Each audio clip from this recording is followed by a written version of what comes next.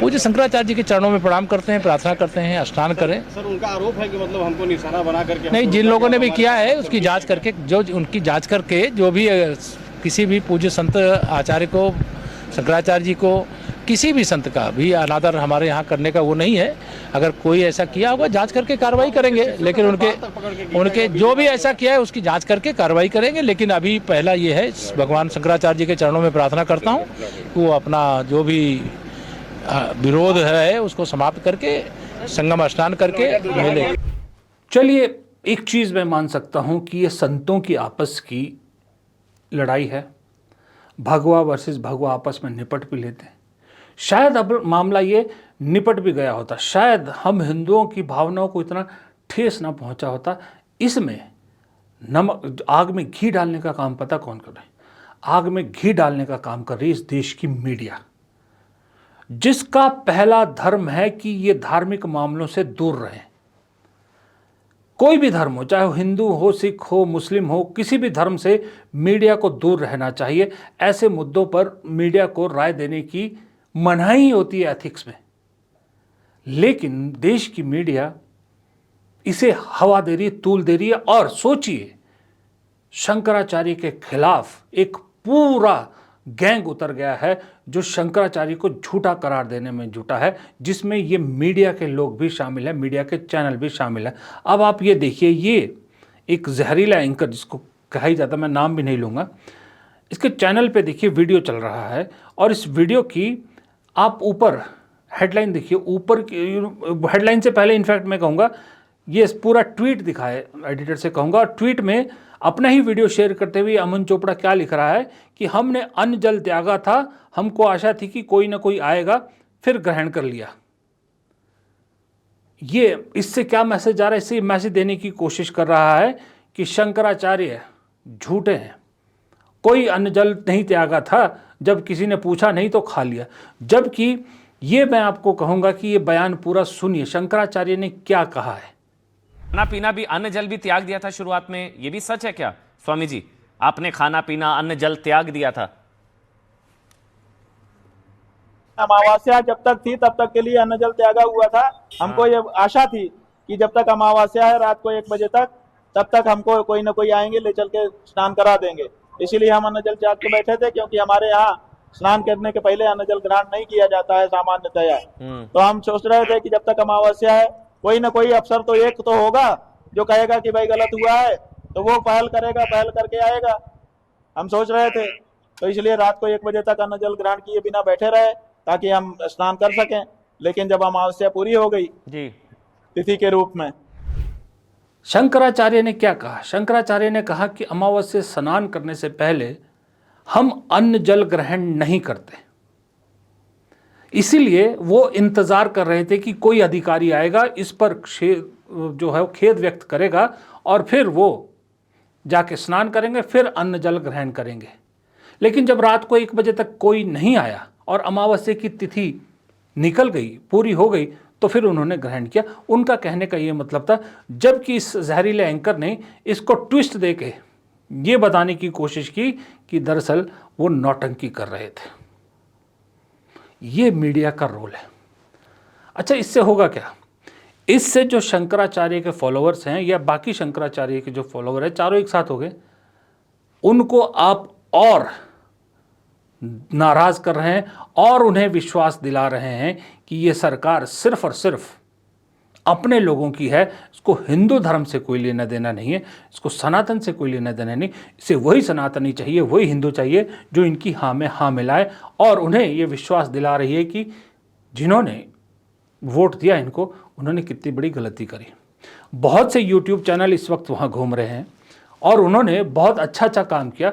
लोगों से बात करें, लोग दूर दूर से हैं जो शंकराचार्य के साथ हुए इस बिहेव से बहुत नाराज़ हैं, जो कह रहे हैं कि हमने बहुत बड़ी गलती करी बीजेपी को वोट देके।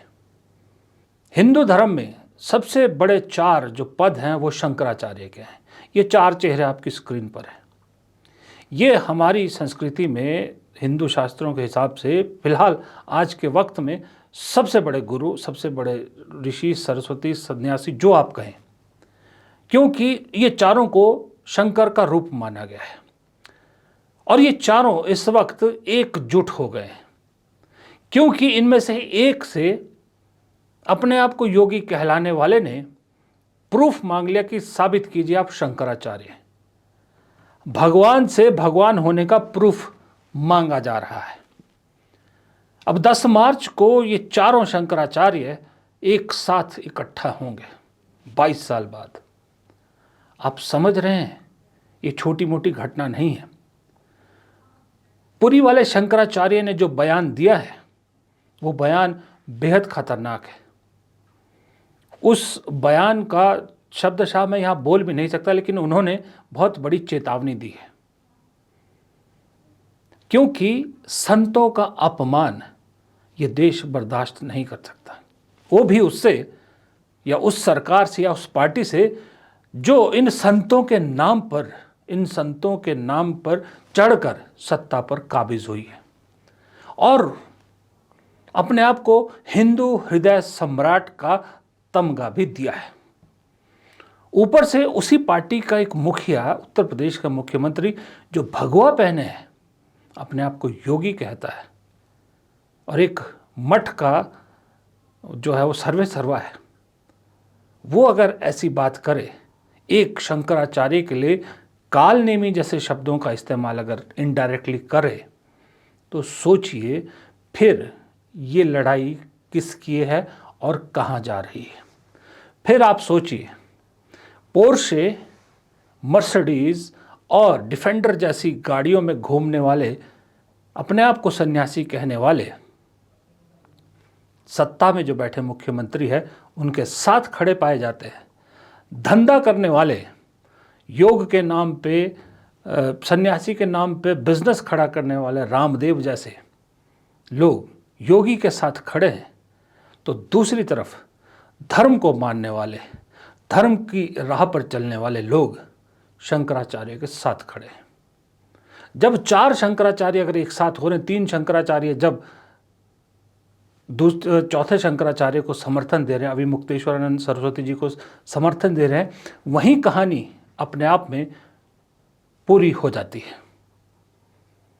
अब एक ऐसे संत, अब क्या कहूँ मैं उनके बारे में, भगवान ने कुछ कमी दी है शरीर में, उसमें उनका भी कसूर नहीं, लेकिन वो जो बातें करते हैं वो बातें पहले भी किसी भी मानवता को शर्मसार करने वाली रही हैं। अब वो भी शंकराचार्य के खिलाफ खड़े हैं, क्योंकि उन्हें योगी जी में अपना छोटा भाई नजर आता है। लेकिन जो वीडियोस हम सब ने देखे हैं, जो संतों को उनकी चोटी से पकड़कर जिस तरह से घसीटा गया है, उसको तो नहीं जुटलाया जा सकता ना। शंकराचार्य कोई छोटी मोटी पदवी नहीं होती है। इस देश ने भगवा बनाम भगवा की ऐसी लड़ाई देख ली है जो अब डिसाइसिव मोड की तरफ जा रही है। डिसाइसिव मोड इसलिए कह रहा हूं मैं कि इस कहानी का जो अंत जो मैं आपको बता रहा हूं, इस कहानी की शुरुआत ने उस अंत को जन्म दिया है जिस अंत ने तय कर दिया है कि सत्ता में जो इस धर्म की आड़ को लेकर पहुंची पार्टी थी, उसकी विदाई तय है। ये जो आप इसको धर्म युद्ध कह लो, कुछ युद्ध कह लो, अब तक मुसलमानों के खिलाफ लड़ते लोगों को लड़ने के लिए उकसाया जाता था, मुसलमानों से हिंदुओं को खतरा बताया जाता था, मुगलों का जिक्र किया जाता था, मुगलों का इतिहास मिटाने की कोशिश की जा रही थी। लेकिन अब तो हिंदू बनाम हिंदू ही आमने सामने कर दिए हैं। और इस सब से सकते में कौन है आपको मालूम है? ठगा कौन महसूस कर रहा है? ठगा महसूस कर रहा है इस देश का आम हिंदू, जिसने धर्म की चटनी चाट के इन्हें सत्ता में बिठाया था। साधु सन्यासी एक तरफ हो सकते हैं, लेकिन एक आम हिंदू तो किसी एक सन्यासी को नहीं चुन सकता ना।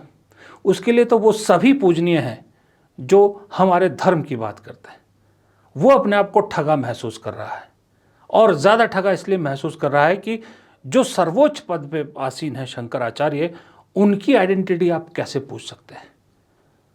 उन्हें आप कैसे साबित करने के लिए चैलेंज कर सकते हैं? हमारे जो साधु संत है, संत समाज है, वो इतना बढ़ चुका है कि अब तो संत समाज भी खुल के जो नाराज़ है इस सत्ता से, उसके खिलाफ खुल के आ गया है। अब आपके सामने आप देखिए, मैं आपको दिखाता हूँ। स्वामी हैं एक, जिनका नाम निग्रहाचार्य, स्वामी निग्रहाचार्य। इनका एक बयान मैं आपको सुनाता हूँ। एक और किसी यूट्यूब चैनल को इन्होंने ये जो है वो बयान दिया था, शायद पीजी न्यूज़ करके एक चैनल है। बयान जो दिया वो इसलिए आपको सुनाना चाह रहा हूँ कि अब तो ये संत अमित शाह के हिंदू होने पर भी सवाल खड़े करने लगे। जी में अब आप बात करेंगे कि संगम नोज की बात करेंगे तो इसी कुंभ में तो देखा गया कि बड़े बड़े अखाड़ा के महामंडलेश्वर नौकरों के समान अमित शाह इत्यादि को स्नान करा रहे हैं। अवधेशानंद इत्यादि को देख लीजिए कि जैसे उसके दास बने हुए हों, गुलाम बने हुए हों। भाई आचार्य को ये शोभा देता है कि तुम इस प्रकार, और वो भी कैसा, कोई सत्कर्मवान व्यक्ति नहीं, कोई धार्मिक नहीं। अमित शाह जैसा व्यक्ति जो कन्विक्टेड अपराधी भी है और जो कहता है खुलेआम कि देश में गोमांस पर रोक नहीं लगेगी, इस प्रकार का बयान आया था अमित शाह का। तो ऐसे व्यक्ति जो स्वयं हिंदू भी नहीं है, जो जैन समुदाय से है, और जैन समुदाय वेद के मत को नहीं मानता है, तो वो अपने आगम को मानते हैं, लेकिन वेद के मत को तो जैन मानते नहीं, बौद्ध मानते नहीं। तो ऐसी स्थिति में एक नास्तिक व्यक्ति को, जो वेद विरुद्ध मत का अनुयायी है और जो गोमांस के प्रसारक का समर्थक है, ऐसे व्यक्ति को हमारे शंकर परंपरा के आचार्य महामंडलेश्वर अखाड़ा वाले अगर नौकरों की इस भांति स्नान करवाएंगे तो वो धर्म की गरिमा को स्वयं। अब आप यहां से अंदाजा लगाइए उन लोगों का जिनका मैंने शुरू में जिक्र किया, जो कहते थे कि हिंदुओं को इन हिंदुत्व के ठेकेदारों से ही खतरा है। अब निग्रहाचार्य जी जैन और दूसरे हिंदुओं में फर्क बता रहे हैं, इसलिए अमित शाह को हिंदू मानने से इनकार कर रहे हैं। ये अब स्थिति यहां तक आ गई है। और जिस सत्ता ने शुरू में इस पर मौन धारण किया, उन्हें लगा दिल्ली में बैठ के कि इसी बहाने लखनऊ में बैठे को निपटाया जा सकता है। अब उन्हें भी समझ में आ रहा है कि चीज़ें दरअसल हाथ से बहुत बाहर निकल गई है। इसलिए अब गले में हड्डी बन के फंस गया है मामला। ना तो इसके विरोध में बयान दे सकते हैं, ना इसके समर्थन में बयान दे सकते हैं। तो इसलिए बेहतर है कोई और रास्ता निकाला जाए। तो जहां उत्तर प्रदेश में या पूरे देश में ये बहस चल रही है भगवा बनाम भगवा की, वहीं पर प्रधानमंत्री मोदी केरल में जाकर भगवा की शरण ढूंढते हैं, वहाँ से फोटोज़ रिलीज़ करते हैं किसी और समाज के स्वामियों के साथ मिलने की। क्या ज़रूरत पड़ गई मोदी जी को केरल में जाके संत समाज को ढूंढने की। दूसरी तरफ उत्तर प्रदेश में आप ये देखिए, विडंबना देखिए, मुख्यमंत्री शंकराचार्य से सबूत मांगता है शंकराचार्य होने के, नोटिस भेजता है, तो उनका उप मुख्यमंत्री शंकराचार्य से माफ़ी मांगता है, उन्हें भगवान का दर्जा देता है। अब ये आवाज़ें दब नहीं सकती ना, ये आवाज़ें तो देश के कोने कोने तक पहुंच गई है। बगावती सुर सनातन धर्म के नाम पर इस सरकार के खिलाफ हो गए, और जब बगावत शुरू होती है ना, तो फिर बगावत को दबाया नहीं जा सकता, वो सिर्फ सत्ता पलट के ही जो है वो छोड़ती है। एक इसी तरह की बगावत आप देखिए तमिलनाडु में। तमिलनाडु में डीएमके की सरकार है, वहाँ गवर्नर किस तरह से उस सरकार को तंग कर रहा है ये बताने की ज़रूरत नहीं है। तमिलनाडु की सरकार ने भी खुलेआम बगावत का ऐलान कर दिया है, और ये जो केंद्र सरकार ने नया बिल जी-राम जी शुरू किया है, इसको न मानते हुए मनरेगा की जो है मनरेगा को ही वापस राज्य सरकार ने स्थापित करने का ऐलान किया है, और खुद मुख्यमंत्री स्टालिन ने इसको ट्वीट किया है। ये खुली बगावत एक राज्य सरकार की केंद्र सरकार के खिलाफ है। और राज्यपाल जिस तरह से बिहेव कर रहे हैं, जिस तरह से कर्नाटक में राज्यपाल ने अभिभाषण पढ़ने से मना कर दिया, तमिलनाडु में मना कर दिया, और बंगाल में राज्यपाल और ममता बनर्जी के बीच में कितनी टेंशन रहती किसी से छुपी नहीं है। तो वहाँ भी एक संवैधानिक पद की गरिमा तार तार होती है। मौजूदा राज्यपालों ने साबित कर दिया है कि वो कोई संवैधानिक पद पर नहीं बैठे हैं, वो दरअसल केंद्र सरकार के एक एजेंट के तौर पर राज्य सरकार की पे निगरानी रखने और उन पे अड़ंगा अड़ाने के लिए बैठे हैं। यानी उस पद का भी गरिमा खत्म कर दी है। ये सारा उबाल अल्टीमेटली कहाँ होगा? अल्टीमेटली इन सब चीज़ों को साथ मिला एक बड़ा अम्ब्रेला मिल रहा है, ये भगवा वर्सेस भगवा का। जब तक हिंदुओं को चटाया जा रहा था, हिंदुत्व का जो भी चटनी या कुछ भी कह ले आप, तब तक ये सेफ थे। लेकिन अब जब इन्होंने चटनी चटाने में भी पार्शियलिटी कर दी, ये मेरा ये तेरा, ये कहानी शुरुआत या कहानी का पहला चैप्टर है विदाई की शहनाई जो गूंजने लगी है उसकी तरफ जाती हुई कहानी का। यही आज की कहानी का सार है। नमस्कार।